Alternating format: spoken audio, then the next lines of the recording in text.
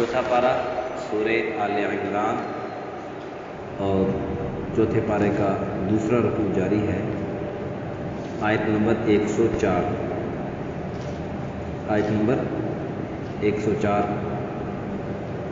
سورہ آل عمران۔ اعوذ باللہ من الشیطان الرجیم، بسم اللہ الرحمن الرحیم۔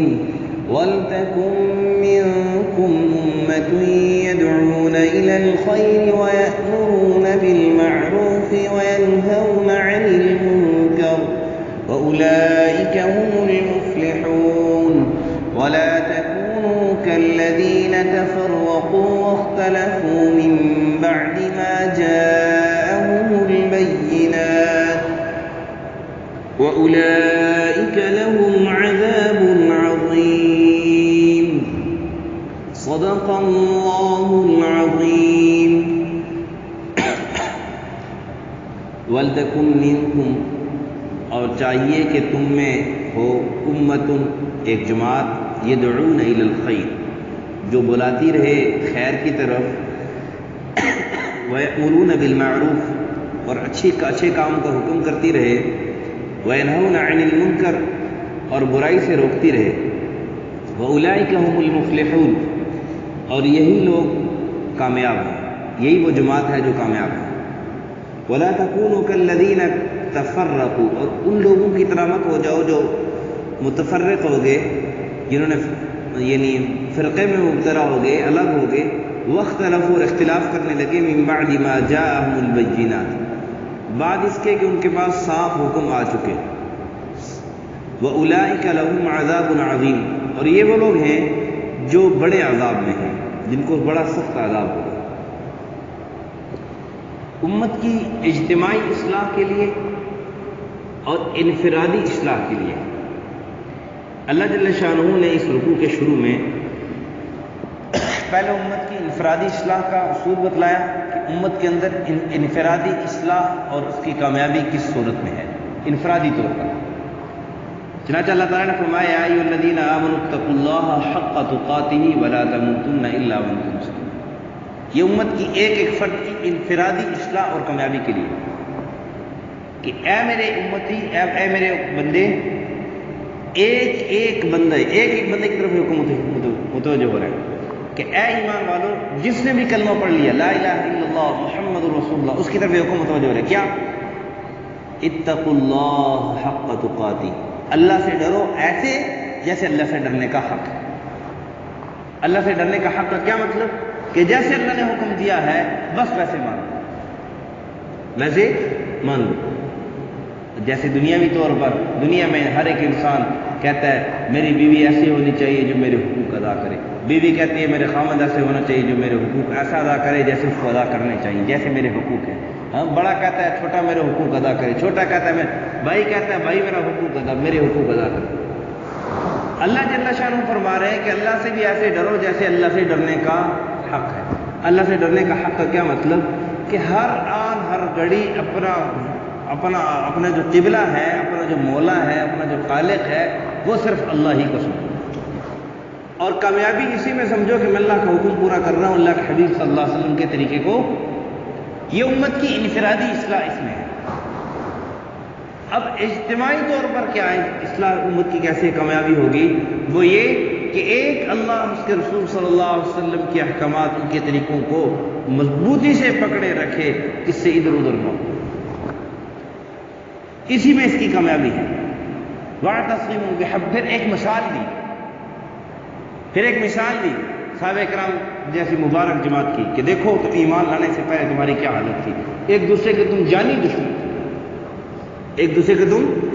دشمن تھے، لیکن اسلام کی دولت اللہ نے جو تمہیں نصیب فرمائی، نبی اکرم صلی اللہ علیہ وسلم کی مبارک صحبت میں تم رہے، اللہ اس کے رسول صلی اللہ علیہ وسلم کے طریقوں کو آپ نے اپنے سینوں سے لگایا، من و عن، جیسے اللہ کا حکم، جیسے اللہ کے حبیب صلی اللہ علیہ وسلم کا طریقہ، اس کو فوراً اس پر عمل کیا۔ اللہ تعالیٰ نے یہ کامیاب جماعت کی مثال دے کر دی کہ دیکھو تم دشمن تھے، اللہ تعالیٰ نے تمہیں بھائی بنا دیا۔ کہ امت کی اجتماعی کامیابی اسی میں ہے کہ امت یکجا ہو کر۔ آزاد صحابہ کرام رضوان اللہ تعالی علیہم اجمعین کو دیکھو، بدر میں تھوڑے ہیں، اللہ زیادہ پر غلبہ دے رہا ہے۔ احد میں تھوڑے ہیں، زیادہ پر غلبہ ہو رہا ہے، وقتی طور پر ایک اجتہادی غلطی کی وجہ سے شکست کی صورت بن رہی، لیکن پھر اللہ غلبہ دے رہا ہے۔ حنین میں زیادہ ہے، اجتہادی غلطی ہوئی، وَيَوْمَ حُنَيْنٍ إِذْ أَعْجَبَتْكُمْ كَثْرَتُكُمْ فَلَمْ تُغْنِ عَنْكُمْ شَيْئًا وَضَاقَتْ عَلَيْكُمُ الْأَرْضُ بِمَا رَحُبَتْ ثُمَّ وَلَّيْتُمْ مُدْبِرِينَ۔ پھر اللہ نے فرمایا ثُمَّ أَنزَلَ اللَّهُ سَكِينَتَهُ عَلَىٰ رَسُولِهِ کہ حنین کے موقع پر جب مسلمانوں سے اجتہادی غلطی یہ ہوئی کہ مسلمانوں نے اپنی کثرت جماعت کو اپنی کامیابی کا ذریعہ سمجھ لیا کہ آج تو ہم بہت تھوڑے ہوتے تھے ان پر غالب آ جاتے تھے، آج تو ہم زیادہ ان پر غالب آ جائیں گے، اللہ نے فرمایا میں نے تم پر زمین تنگ کر دی، میں نے تم کیا حق، یہ دوبارہ وہ پہلے والا اصول، اجتماعی طور پر ہر ایک انسان وہ اصول اپنائے گا، اتقوا اللہ حق تقاتہ، کہ ہر آن ہر گھڑی مسلمان کی نظر اللہ پر ہوتی ہے، اللہ کی مدد پر ہوتی ہے، اپنے اوپر نہیں، اپنی کثرت پر نہیں، اپنے اسلحے پر نہیں، اللہ پر نظر ہوتی ہے۔ ہاں فرسٹ پرائرٹی، اس کے بعد پھر وَأَعِدُّوا لَهُم مَّا اسْتَطَعْتُم مِّن قُوَّةٍ وَمِن رِّبَاطِ الْخَيْلِ، اسلحہ بنانا، ایٹم بم بنانا، اپنے تحفظ کے لیے اقدامات اختیار کرنا، اس کا بھی اللہ نے حکم دیا ہے، لیکن من و عن اللہ کی مدد کو بھول کر، اللہ کی مدد کو پس پشت رکھ کر ہم یہ کہیں کہ ہمیں یہی چیز کامیابی دے گی، نعوذ باللہ ثم نعوذ باللہ، اللہ کی مدد کی ہمیں ضرورت نہیں، تو ایسی صورت میں مسلمانوں کو پہلے بھی منہ کی کھانی پڑی ہے، آج بھی اگر مسلمان کا یہ نظریہ ہوگا تو مسلمان کو منہ کی کھانی پڑے گی۔ اس لیے فرمایا کہ امت کی اجتماعی کامیابی اس میں ہے کہ امت یکجا ہو کر رہے گی، پھر اللہ کی مدد ان پر آئے گی، پھر اللہ تعالیٰ ہر میدان میں ان کو کامیاب کرے گی، یہ امت کی اجتماعی کامیابی اسی کے اندر ہے۔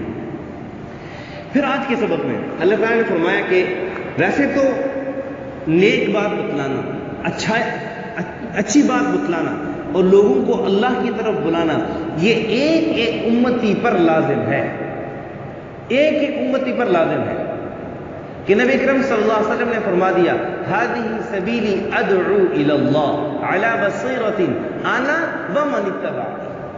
اس میں یہ نہیں کہا کہ میرا یہ کام ہے، یہ قرآن کے الفاظ اب میں عرض کر رہا ہوں، تو اپنی طرف سے نہیں عرض کر رہا، قرآن کے الفاظ ہے، نبی صلی اللہ علیہ وسلم نے فرمایا میں اور جو میری اتباع کرنے والا ہے اس کا یہ کام ہے کہ وہ لوگوں کو اللہ کی طرف بلائے گا، ایک امتی۔ وہ اپنی ذمہ داری سمجھے یا نہ سمجھے، جب کلمہ لا الہ الا اللہ پڑھ لیا، اب میری ذمہ داری ہے کہ میں خود بھی دین پر چلوں گا، اپنے دوست اپنے بھائی کو بھی دین کی طرف بلاؤں گا، لیکن اس سب کے باوجود اللہ نے فرمایا وَلْتَكُن مِّنكُمْ أُمَّةٌ يَدْعُونَ إِلَى الْخَيْرِ۔ اجتماعی طور پر سب کی ذمہ داری ہے کہ جہاں پر برائی کا کام دیکھیں اس کو اپنی استطاعت کے مطابق اس کو روکنے کی کوشش کریں، جہاں برائی دیکھیں اپنی استطاعت کے مطابق اس کو روکنے کی کوشش کریں، لیکن ایک جماعت ایسی ہونی چاہیے جس کی یہ صرف 3 کام، باقی سارے کاموں سے الگ تھلگ ہو کر صرف اس کے 3 کام، یہ اللہ تعالیٰ نے قرآن کے اندر بیان کیا۔ پہلا کام کیا؟ یدعون الی الخیر، خیر کی طرف بلائے گی، خیر کی طرف بلانا یا تو مسلمان کے لیے ہے یا غیر مسلم کے لیے۔ مسلمان کے لیے خیر کی طرف بلانا کیا؟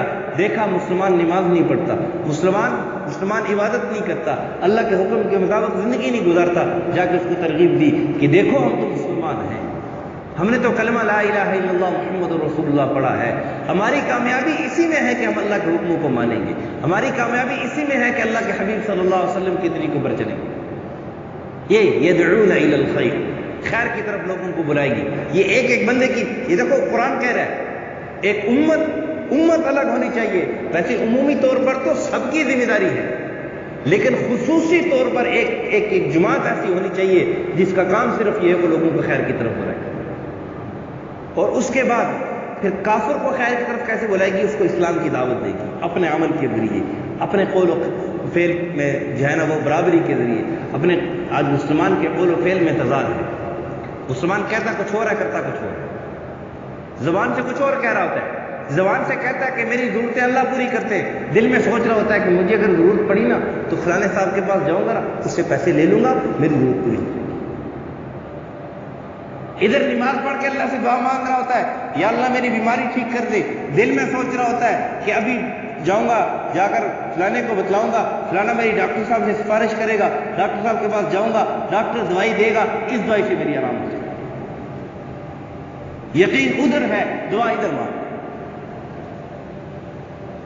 یہ مانگنا کیسے چاہیے؟ اللہ سے دعا مانگو، اے اللہ بیماری تو نے بھیجی ہے، شفا بھی تو دے، شفا بھی تو دے۔ اور اس کے بعد پھر جا کر علاج کرے، علاج بھی سنت ہے۔ علاج پر یقین نہ رکھے، دوائی پر یقین نہ رکھے کہ یہ دوائی مجھے شفا دے گی، اس دوائی کے اندر اللہ نے چاہا تو شفا ہوگی، اللہ نہ چاہے تو اس کے اندر شفا بھی۔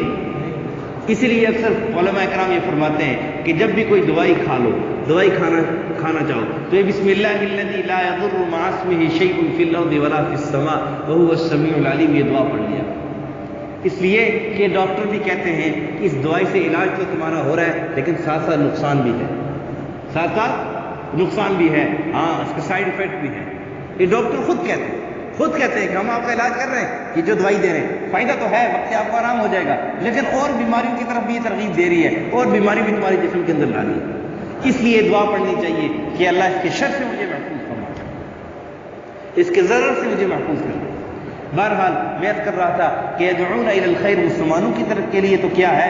مسلمانوں کے لیے یہ ہے کہ مسلمان جو بے عمل ہے اس کو عمل کی طرف، اللہ کی بندگی کی طرف، جو اپنے آپ کو بھولا ہوا ہے، کلمہ پڑھ کے بھول گیا، میں نے کلمہ پڑھا تھا، میں نے کلمے کے تحت زندگی گزارنی ہے، میں نے کلمے کے مطابق زندگی گزارنی ہے، کلمے میں میں نے اللہ سے وعدہ کیا اللہ تیرے حکم کو مانوں گا، پیارے حبیب صلی اللہ علیہ وسلم کے طریقوں پر چلوں گا، لا الہ الا اللہ یقین کا نام ہے کہ اللہ سے ہوتا ہے، محمد الرسول اللہ طریقے کا نام ہے کہ میں اللہ سے کیسے لوں، محمد رسول اللہ کے طریقے پر کہ جیسے انہوں نے اللہ سے لیا ہے، جیسے انہوں نے اللہ کی عبادت کی ہے ایسے میں عبادت کی۔ اور پھر کافر کے لیے کیا؟ اس کو دین کی دعوت دے، اس کو پھر کہا وَيَأْمُرُونَ بِالْمَعْرُوفِ، نیکی کا حکم کرے گا کہ جہاں برائی دیکھے گا، مسلمان برا کام کر رہا ہے، برائی میں ایک مسلمانیت برائی میں مبتلا تو نہیں ہے لیکن نیکیوں سے ہٹا ہوا ہے، گھر میں بیٹھا ہوا ہے، اب بظاہر یہ کہتا ہے کہ میں برائی میں مبتلا نہیں ہوں، نماز نہیں پڑھ رہا، قرآن کی تلاوت نہیں کر رہا، برائی تو کر رہا ہے لیکن ایسی برائی نہیں ہے جس سے دوسرے کو نقصان ہو رہا ہو، اپنا نقصان تو کر رہا ہے۔ لیکن ایک بات ذہن میں آئی کہ نماز نہ پڑھنا تو ایسی برائی ہے جس سے دوسرے کا بھی نقصان ہوتا ہے۔ کسی کے ذہن میں آیا کیسے؟ نماز ایسی برائی ہے، نماز نہ پڑھنا کہ نہ پڑھنے کی وجہ سے نہ صرف اپنا نقصان ہو رہا ہے، دوسرے کا بھی نقصان کا سبب بن رہا ہے۔ آپ کے ذہن میں آئے گا کیسے؟ آپ نے حدیث سنی ہوگی، ایک بے نمازی کی نحوست 40 گھروں تک جاتی ہے۔ کتنے گھروں تک؟ 40 گھروں تک جاتی ہے۔ سنیے نا حدیث، مشہور حدیث، کیا خیال ہے؟ تو پھر جب آدمی نماز نہیں پڑھ رہا، اس کی نحوست دوسرے گھر تک جا رہی ہے، اس کا نقصان ہو رہا ہے کہ نہیں ہو رہا؟ تو نماز نہ پڑھنا ایسا بڑا جرم ہے، آدمی کہتا ہے جی میں نماز نہیں پڑھتا، کسی کا کیا بگاڑ رہا ہوں؟ کیوں نہیں بگاڑ رہے؟ تمہاری نحوست دوسروں تک جا رہی ہے۔ جب نحوست دوسرے گھر میں جا رہی ہے، تیسرے گھر میں 40 گھروں تک جا رہی ہے، تو اس کے اندر، اس گھر کے اندر رہنے والے ہیں ان تک نحوست نہیں جائے گی۔ اس لیے اگر ہم چاہتے ہیں کہ ہم نحوست سے بچیں تو پھر اپنے یہ عزم کریں کہ اپنے گھر میں کوئی بے نمازی نہیں ہوگا۔ جب گھر میں بے نمازی ہوگا، بے برکتی تو ہوگی، برکت کہاں سے آئے گی؟ اس لیے کہا کہ وَلْتَكُن مِّنكُمْ أُمَّةٌ يَدْعُونَ إِلَى الْخَيْرِ، ایک کام اس کا یہ ہوگا کہ لوگوں کو خیر کی طرف بلائے گی۔ اور پھر کہا کہ وَيَأْمُرُونَ بِالْمَعْرُوفِ، نیکی کا حکم کرے گی، نیکی کا حکم کرے گی۔ مسلمان کو کس طرح کہ برا کام کر رہا ہے، برائی میں مبتلا ہے، اس سے برائی سے اس کو روکے گی۔ اور کافر کو کس طرح؟ کافر کو اسلام کی دعوت دے گی۔ اسلام لے آیا، ٹھیک ہے، ہمارا بھائی ہے، جس طرح ہم اپنے مسلمانوں کی جان مال عزت آبرو کی حفاظت کرتے ہیں، ایسے اس کی جان مال عزت آبرو کی حفاظت کریں گے۔ اسلام نہیں لایا، ٹھیک ہے، ماتحتی قبول کر لو، جزیہ دے دو، بس ٹھیک ہے، پھر بھی ہم تمہاری جان مال کی حفاظت کریں گے۔ پھر بھی نہیں تو پھر یہ ہے کہ جیسے نبی اکرم صلی اللہ علیہ وسلم کے زمانے میں یہود کے ساتھ، کفار کے ساتھ جنگ بندی کا ایک ایگریمنٹ ہوا تھا، ایک یہ صورت بھی ہے، ان کے ساتھ جنگ بندی کا ایگریمنٹ ہو گیا، پھر بھی پہل کرنا مسلمانوں کے لیے جائز نہیں۔ ہاں اگر وہ معاہدہ توڑ دے پھر مسلمان پہل کریں گے۔ تیسری صورت کیا ہے کہ وہ ناسور جسم پر جب پھوڑا نکل جائے نا، پھوڑا یا کینسر کا پھوڑا نکل جائے، تو اس کا فائدہ اسی میں ہوتا ہے کہ اس جسم سے اس کینسر کو کاٹ دو، اس کا فائدہ ہوگا، ورنہ بڑھ بڑھ کے پورے جسم کو خراب کر دے. ایسے ہی ہوتا ہے نا. تو پھر جو کافر ایسے ناسور کا کام کر رہا ہے کہ دوسرے کافر تک مسلمانوں کو پہنچنے سے رکاوٹ پہنچ رہا ہے، وہ ایمان لانا چاہتے ہیں لیکن یہ درمیان میں رکاوٹ بنا ہوا ہے، شرارت کر رہا ہے، مسلمانوں کو تنگ کر رہا ہے، مسلمانوں پر ظلم کر رہا ہے، پھر اس کے خلاف اعلان جہاد، پھر اس ناسور کو کاٹنے کا حکم ہے. پھر اس کے لیے امرون بالمعروف کا حکم کیا ہے کہ اس کا سر قلم کیا جائے، پھر اس کو کاٹا جائے، تاکہ دوسرے جو مسلمان ہیں، دوسرے جو انسان ہیں، وہ ظلم سے، اس کی بربریت سے، اس کے نقصان سے بچ سکے. اور کیا کہ وَيَنْهَوْنَ عَنِ الْمُنْكَرِ، برائی سے منع کرتے ہیں. مسلمان کو برائی سے کیسے منع کرتے ہیں کہ مسلمان برا کام کر رہا ہے، برائی میں مبتلا ہے، فحش میں، جھوٹ میں، گالی میں، غیبت میں، چوری میں، زنا میں، ڈاکے میں مبتلا ہے. اب اس کو برائی سے روکنا ہے، اس کو ترغیب دینی ہے کہ بھائی یہ برا کام جو کر رہے ہو، اللہ کی نافرمانی کر رہے ہو، اس میں تمہارا نقصان ہے. اور وَأُولَٰئِكَ هُمُ الْمُفْلِحُونَ، جو یہ 3 کام کرے گا وہ کامیاب ہوگا. میں نہیں کہہ رہا، قرآن کہہ رہا ہے 3 کام، اور ہم بھی کر سکتے ہیں، کوئی مشکل نہیں ہے. میرے خیال سے ان تینوں کاموں میں 1 روپیہ بھی نہیں لگتا ہے. دیکھو کیا آج سے ہم سب یہ عزم کریں کہ سب کو خیر کی طرف بلائیں، سب کو، جو اپنا بھائی ہوگا ہم اس کو خیر کی بات بتلائیں گے، شر کی بات نہیں بتلائیں گے. بہت سارے لوگوں کا کام کیا ہوتا ہے، وہ شر پسندی ہوتا ہے کہ لوگوں کو شر پھیلاتے ہیں. اس کی بات اٹھا کے ادھر بتلا دی، اس کی ادھر بتلائی، دونوں کو آپس میں لڑایا، بیٹھ کے تماشا دیکھا اور خوش ہو رہے ہیں، دیکھا، اور دوسروں کو ٹیلے مار رہے ہیں کہ دیکھا ہے کیسے آپس میں دونوں کو لڑا دیا. نہیں، خیر کا کام کریں اور نیکی کا حکم کریں گے، نیکی کی بات کریں گے، برائی سے لوگوں کو روکیں گے. انشاءاللہ اللہ ہمیں دنیا میں بھی کامیاب کرے گا. دیکھو اولئک هم المفلحون مطلق ہے، کامیاب یہ ہوں گے دنیا میں بھی آخرت میں بھی. اور وہ کہا ولا تکونوا کالذین تفرقوا، ان لوگوں کی طرح مت ہو جو فرقہ پھیلاتے ہیں، کیا واختلفوا، اور اختلاف کرتے ہیں یہودیوں کی طرح. من بعد ما جاءهم البینات، ان کے پاس واضح دلائل آ چکے کہ یہ نبی آئے گا، اس پر ایمان لانا ہے، اس کی ماننا ہے، اس کے حکم کے مطابق، اس کے طریقے کے مطابق زندگی گزارنی ہے، اس کی شریعت کے مطابق چلنا ہے، یہ نبی ٹھیک ہے، برحق نبی ہے، ساری نشانیاں واضح ہو چکی. من بعد ما جاءهم البینات، لیکن اس کے باوجود انہوں نے اس کو امت کو ڈگمگانے کی اور اس دین حق سے ہٹانے کی کوشش کرتے رہے. کہا اولئک لہم عذاب عظیم. کیا مطلب کہ جو لوگوں کو دین سے ہٹانے کی کوشش کرتا ہے، لوگوں کو ایسی ترغیب دیتا ہے جس سے لوگ دین سے بیزار ہوتے ہیں، دین سے ہٹتے ہیں، دین سے مڑتے ہیں، یا دین سے نفرت پھیلتی ہے ان کے دلوں میں، تو پھر ایسے لوگوں کے لیے اللہ تعالیٰ فرماتے ہیں ان کے لیے دردناک عذاب ہے، ان کے لیے دردناک عذاب ہوگا. یہ تھا عنایت کا مفہوم کا مختصر خلاصہ. وَلْتَكُن مِّنكُمْ أُمَّةٌ يَدْعُونَ إِلَى الْخَيْرِ، اور چاہیے کہ تم میں سے ہو ایک جماعت ایسی جو خیر کی طرف بلاتی رہے، وَيَأْمُرُونَ بِالْمَعْرُوفِ، اور اچھے کاموں کا حکم کرتی رہے، وَيَنْهَوْنَ عَنِ الْمُنكَرِ، اور برائی سے روکتی رہے. وَأُولَٰئِكَ هُمُ الْمُفْلِحُونَ، یہی لوگ کامیاب ہیں. وَلَا تَكُونُوا كَالَّذِينَ تَفَرَّقُوا، اور ان لوگوں کی طرح مت ہو جو متفرق ہو گئے، جنہوں نے فرقہ پھیلایا، وَاخْتَلَفُوا، اور اختلاف کرنے لگے، مِن بَعْدِ مَا جَاءَهُمُ الْبَيِّنَاتُ، بعد اس کے کہ ان کے پاس صاف احکام پہنچ چکے، صاف حکم پہنچ چکا. وَأُولَٰئِكَ لَهُمْ عَذَابٌ عَظِيمٌ، اور ان کے لیے بڑا عذاب ہے. الحمدللہ رب العالمین والعاقبۃ للمتقین، والصلاۃ والسلام علی اشرف الانبیاء والمرسلین وعلی الملائکۃ المقربین وعلی عباد اللہ الصالحین.